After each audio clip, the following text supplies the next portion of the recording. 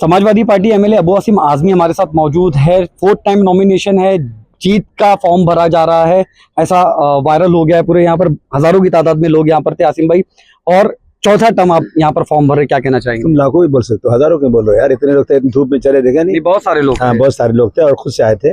और देखो, आना कोई पब्लिक का आना मुर्दे की तरह चलना नहीं, जोश कितना था लोगों में, देखिए आप ना। तो मैं समझता हूँ कि चौथी मरतबा भरने से ऐसा लगता है कि 3 बार जितना वोट मिला ना, सब मिला के अब की बार ज्यादा और मिलने वाला वोट है। चौथी टाइम 3 टाइम लोगों ने, गौवंडी के लोगों ने आप पर भरोसा किया, चौथी टाइम आपने नॉमिनेशन भरा है। इस बार गुरु और चेला सामने सामने है। लोग यही कह रहे हैं। जिसको भी आना हुआ है, इसमें कोई बात नहीं। जिसे सर पर बिठाता हूँ वही सर काट लेता है। भरोसा किस पे करूँ? आने दिए, जिसको आना है, कोई बात नहीं। लेकिन आ रहे हैं जीतने के लिए नहीं, सिर्फ और सिर्फ जो जिस बीजेपी ने देखा कि माइनॉरिटीज़ के लोग उनको वोट नहीं देंगे, क्योंकि आपका सुलूक माइनॉरिटी के साथ है, बहुत ज़्यादा सौतेला जुल्म वाला सुलूक है। तो उन्होंने ये तय किया कि हम लोगों को भेज कर वोट बांटेंगे।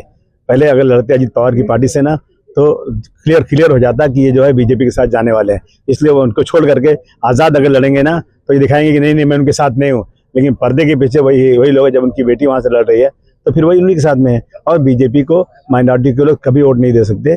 सेकुलर पार्टियों को वोट देंगे। जो लोग डॉक्टर भीमराव अम्बेडकर के अनुयायी हैं उन्हीं को वोट देंगे।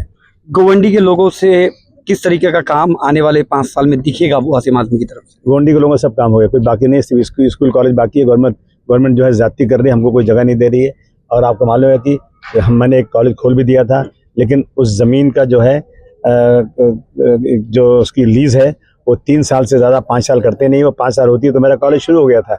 लेकिन मैं चिल्ला कर थक गया। सर 3 की जगह 5 कर दीजिए। यूनिवर्सिटी के लोग परमिशन नहीं दे रहे हैं और मुझे मजबूरन कॉलेज बंद करना पड़ा। अब दुआ कर दो अब की बार सरकार बने ना, उसमें मेरे बगैर न बनने पाए तो गोंडी में एक बाहर लाऊंगा कॉलेज की, आप देख लेना।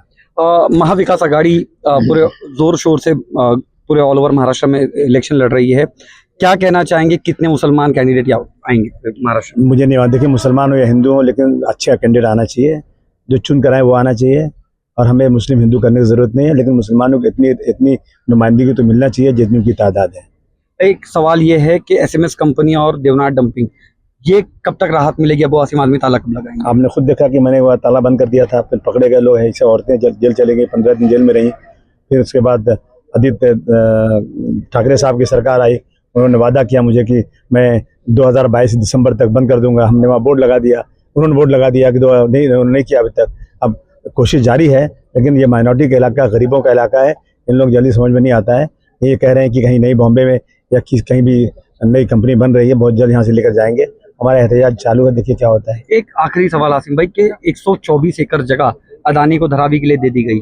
बिल्कुल गोंडी के लोग बर्दाश्त नहीं करेंगे। गोंडी के लोग बिल्कुल इसको बर्दाश्त नहीं करेंगे। चाहे कोई भी अदानी को हम गोंडी में घुसने नहीं देंगे। हमारी लाशों पर गोंडी में घुसेंगे। ये जो इस तरह से एक सब गरीबों की जगह ले करके ये अदानी को देना चाहते हैं, मैं समझता हूँ कि गोंडी की जो 10-15 लाख जनता है वो कभी से बर्दाश्त नहीं कर सकती।